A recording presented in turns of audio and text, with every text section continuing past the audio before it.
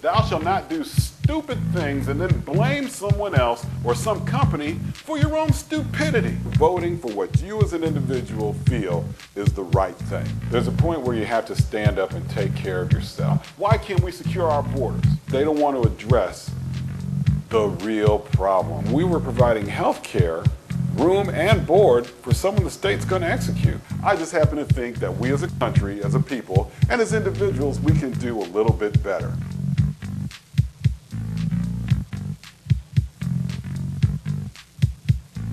Hi, welcome to this edition of the Bougie Side. Well, now that we're kind of winding down in regards to what happened in New Orleans and with Hurricane Katrina, I wanted to take a look at what happened. I know a lot of people are expecting me to chime in and say what a horrible job the Bush administration did throughout the entire disaster.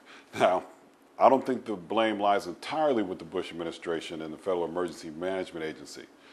But don't misconstrue this as my letting them off the hook. They did a horrible job managing an emergency. But the magnitude of the suffering was multiplied by the poor planning of the state and municipal governments. And it was even increased so much by the apathy of the actual people affected. All the negatively affected people in New Orleans should have put a little bit more emphasis in saving their own lives instead of sitting back and expecting the federal government to come and save them. And here's how I see it. About a week before Hurricane Katrina hit the Louisiana coastline, weather forecasters made comments about this hurricane like it will be a catastrophic event. And the New Orleans flood walls are 17 feet high and that you should expect storm surges of 20 feet. All of that type of information had to have been heard by the local officials. If I heard it, they definitely had to have heard it. I interpreted it to mean that New Orleans was basically going to be underwater and flooded beyond repair. Everything will be gone if the flood walls only hold back 17-foot surges and the expected flood surge is 20 feet. Logic tells me there's going to be 3 feet of ocean sitting in the city. With that said, why was everyone sitting in New Orleans? Either they didn't think the storm was going to be as deadly as it was, they just didn't prepare, or they just weren't thinking. One thing I do know is that the local and state governments did not do a good job in trying to get the people out. Now, what was truly odd, when the storm actually hit, I was sitting at my desk wondering, where's all the coverage of New Orleans? I saw coverage for Alabama, I saw coverage for Mississippi, but I didn't see anything, not even from CNN, about New Orleans. Now, maybe it was because of weather reports urged people to get out and stay away. That's why no one was there and they were trying, relative safety. Now, I know they were only predictions and that sometimes the weatherman doesn't get the forecast completely right, but I know when CNN doesn't stay around to get video footage, you know this storm has got to be bad.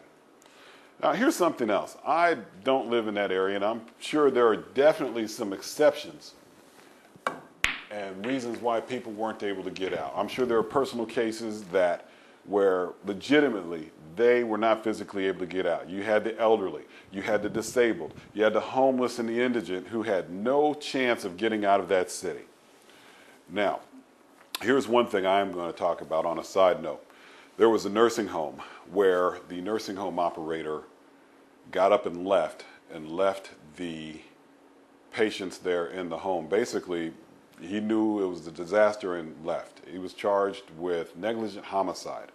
Now, I disagree with this. He should have been charged with capital murder. And any of the staff that was in that hospital that left and didn't try and get all those people out, I think they should have been charged as well. Now, ultimately, 24 people were rescued from that hospital while 34 died because somebody just really doesn't care about human life, and that's horrible. Now, one very important question that really should have been addressed is who told the people to go to the Superdome? If that was actually a location that was meant to be a safe site, where were the supplies? Who was responsible for the planning? And look, we're in the age of 9/11, and anybody that works in a medium, large-size corporation, they know that disaster recovery is one of the things that people harped on the most. How are we going, business continuity, how are we going to resume? What's going to happen? What's the plan? They go through the electricity, the number of people. They even go so far as to say, we're only thinking that only 25% of the people will make it, and how can we resume our business? And I know the state government was doing the exact same thing. So who was in charge of planning the Superdome as a safe site for the people of New Orleans? Whoever was in charge and whoever told them did a horrible job. They had 5 or 6 days of warning that a storm was coming. And someone said, everybody go to the Superdome. They went and had the doors unlocked and told the people to go in there.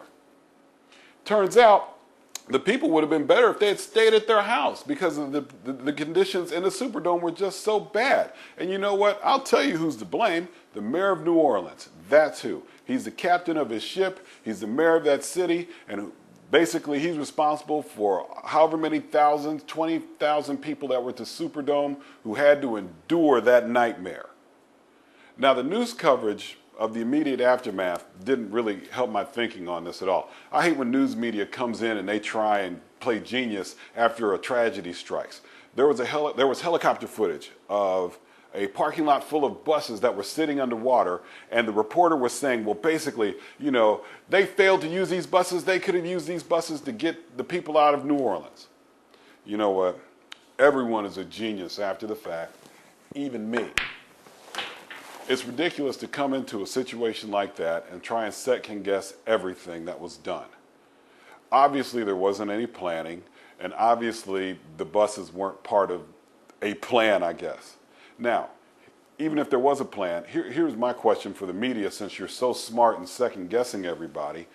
Even if they were able to utilize those buses, where exactly would they have taken the people? The entire state was flooded.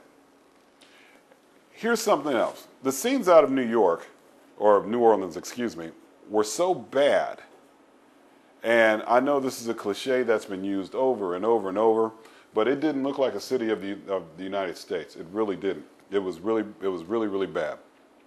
And we should never let one of our cities endure something like that again.